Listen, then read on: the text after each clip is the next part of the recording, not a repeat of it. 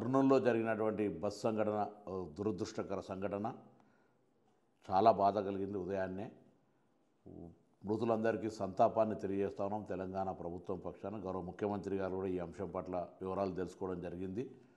అక్కడ తక్షణంగా తెలంగాణ ప్రభుత్వం నుంచి ఏదైనా సహాయక చర్యలు జరగాల్సి ఉంటే సంబంధిత రవాణా శాఖ అధికారులను కూడా ఆదేశించడం జరిగింది. తెలంగాణకు సంబంధించి అదేవిధంగా ఆంధ్ర రవాణా శాఖ మంత్రి గారితో, జిల్లా కలెక్టర్ గారితో, డిఐజీ గారితో టెలిఫోన్లో మాట్లాడి ఇన్సిడెంట్ యొక్క పూర్తి సమాచారాన్ని తీసుకున్నాం.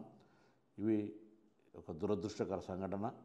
దీని పట్ల భవిష్యత్తులో, ఎందుకంటే హైదరాబాద్ వయా ఆంధ్ర, కర్ణాటక వయా ఆంధ్ర హైదరాబాద్కు రోజు వేల మంది ప్రయాణం చేసే ఈ యొక్క బస్సు వ్యవస్థలో అన్ని రకాల చర్యలు తీసుకోవడానికి ముగ్గురం ట్రాన్స్పోర్ట్ కమిషనర్ తొందరలో సమావేశమై తదుపరి ఇటువంటి ఇన్సిడెంట్ జరగకుండా తీసుకోవాల్సిన చర్యలను తీసుకుంటాం. ఉదాహరణకు తిరుపతిలో ఘాట్ రోడ్ ఎక్కేప్పుడు ఎంత సమయం తీసుకుంటుంది, దిగేప్పుడు ఎంత సమయం తీసుకుంటుందో ఎంట్రీ ఎగ్జిట్లో రికార్డ్ చేస్తారు. ఇక్కడ కూడా హైదరాబాద్ నుంచి బెంగళూరుకి వెళ్ళినా, హైదరాబాద్ నుంచి తిరుపతికి వెళ్ళినా, హైదరాబాద్ విజయవాడ రాజమండ్రి వైజాగ్లోకి వెళ్ళినా ఇటువంటి నిబంధన తేవడం ద్వారా స్పీడ్ లిమిట్ యాక్సిడెంట్ నివారించే హక్కు ఉంటుంది.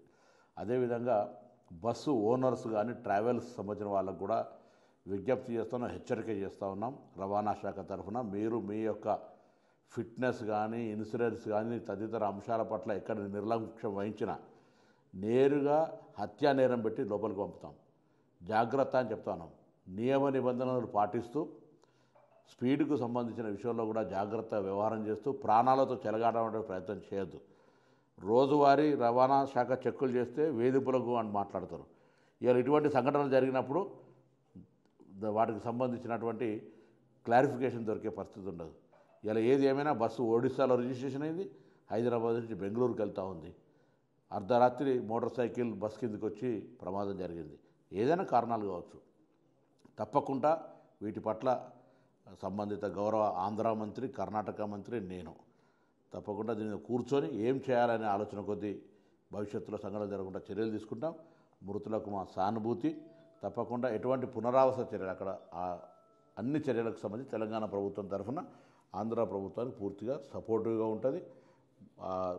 ప్రమాదం నుంచి బయటపడ్డ వాళ్ళందరికీ కూడా ఇప్పటికే ప్రాథమిక సమాచారంలో అన్ని రకాల చికిత్స, దాని తదుపరి అన్ని చర్యలు తీసుకుంటూ ఉన్నారు. కాబట్టి మరొకసారి తెలంగాణ ప్రభుత్వం తరఫున ఈ సంఘటన పట్ల దిగ్భ్రాంతిని వ్యక్తం చేస్తూ మృతులకు సంతాపం. అసలైన తొలి వెలుగు. ఫాలో వాట్సాప్ @తొలి వెలుగు official.